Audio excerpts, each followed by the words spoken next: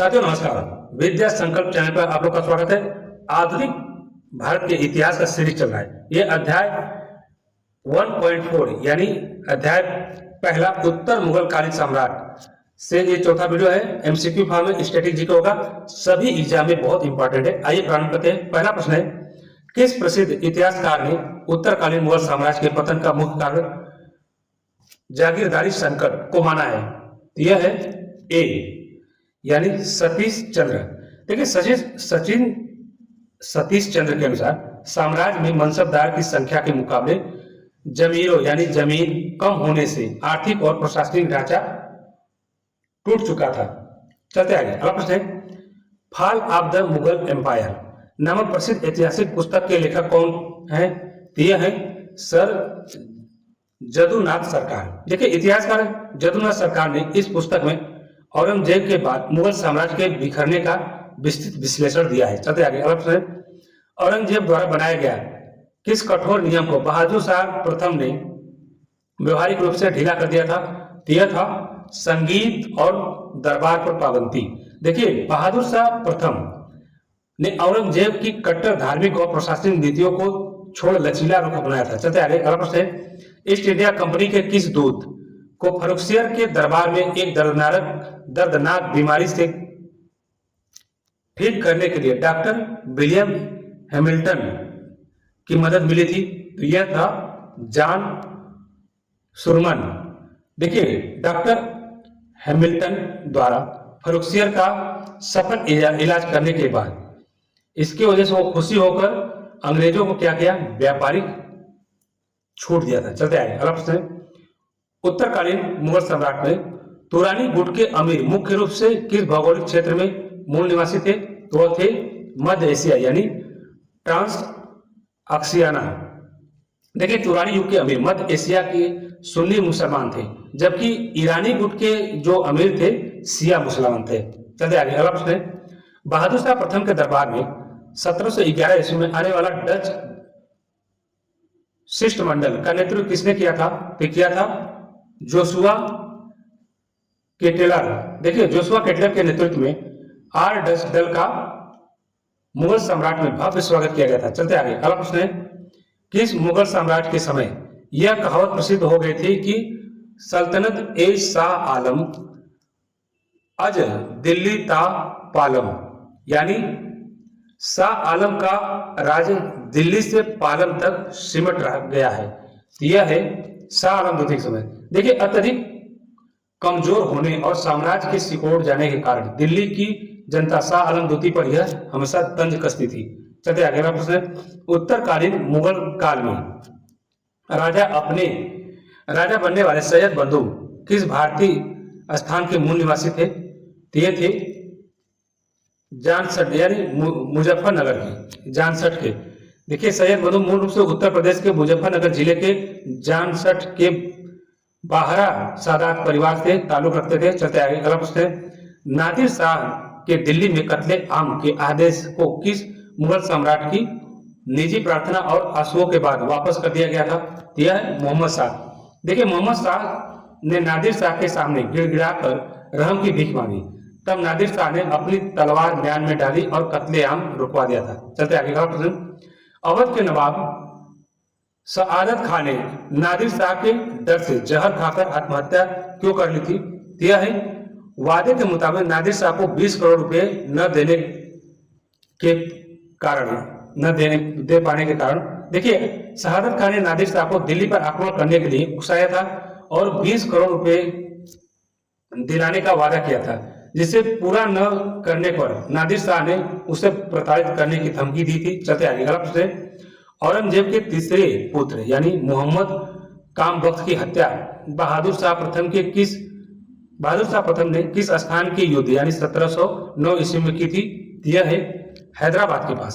देखिए कामबख्त ने दक्कन में खुद को स्वतंत्र घोषित कर लिया था, जिसे बहादुर शाह प्रथम ने हैदराबाद के पास युद्ध में हराकर उसे मार डाला। चलते आगे। अगला प्रश्न है, किस इतिहासकार ने लिखा है कि मुगल सम्राटों में बहादुर शाह प्रथम अंतिम सम्राट था जिसके बारे में कुछ अच्छे शब्द कहे जा सकते हैं?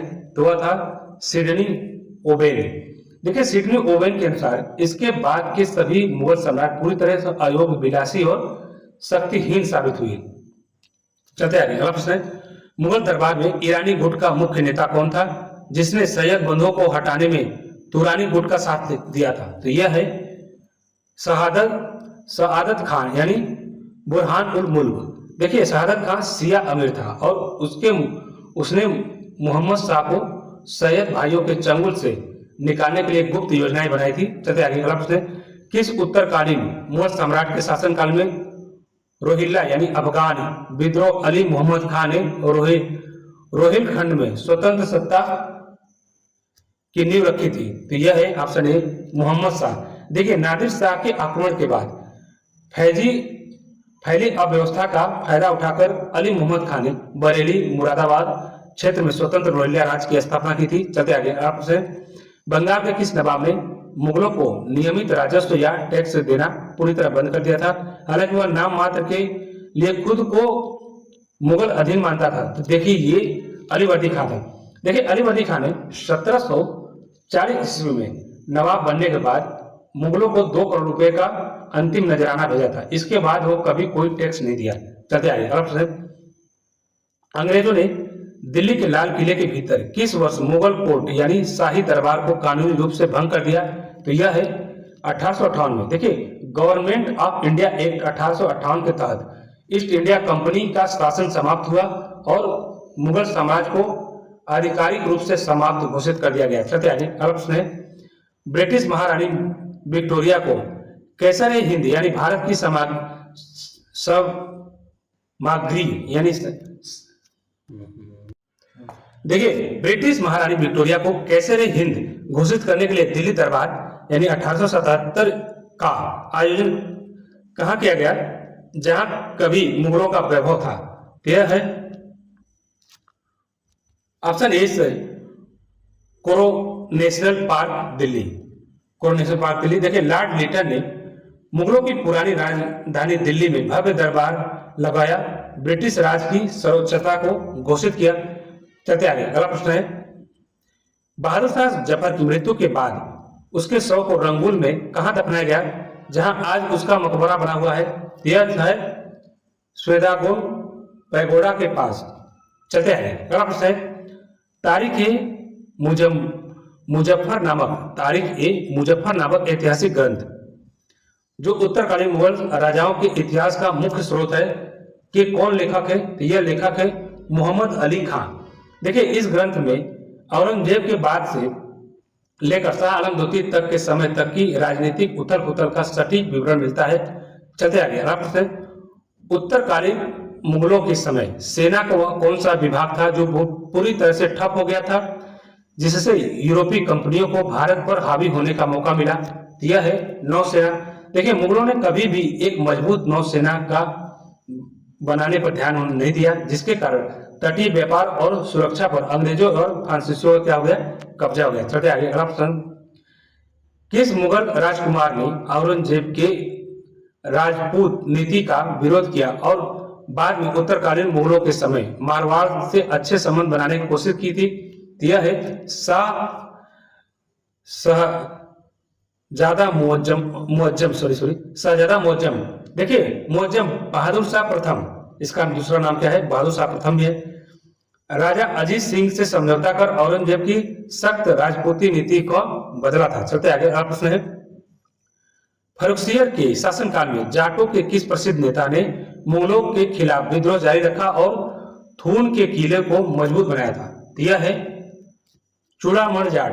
देखिए चूड़ामण ने फर्रुखसियर के समय मुगलों को काफी परेशान किया, हालांकि बाद में सैयद भाइयों ने उससे राजनीतिक समझौता भी कर लिया था। चलते आगे, अगला प्रश्न, अहमद शाह अब्दाली के कुल 8 भारत आक्रमणों में से सबसे भयानक और अंतिम विनाशकारी आक्रमण जिसमें मथुरा और वृंदावन को लूटा था किस मुगल राजा के समय हुआ था? यह हुआ था आलमगीर द्वितीय के। देखिए 1757 ईस्वी में आलमगीर द्वितीय के समय अब्दाली ने दिल्ली, मथुरा और आगरा में भीषण लूटपाट और कत्लेआम किया था। चलते आगे, अगला प्रश्न, शाह आलम द्वितीय के शासनकाल में सिखों ने दिल्ली के किस ऐतिहासिक स्थान पर कब्जा कर अपना निशान शाही फहराया था? यह है लाल किला यानी 30,000 अभियान के तहत देखिए 1783 ईस्वी में सरदार बघेल सिंह के नेतृत्व में सिख सेना ने दिल्ली पर धावा बोलकर लाल किले पर अधिकार कर लिया था, जिसके बाद मुगलों को सिखों की शर्तें माननी पड़ी थी। चलते आगे अगला प्रश्न है,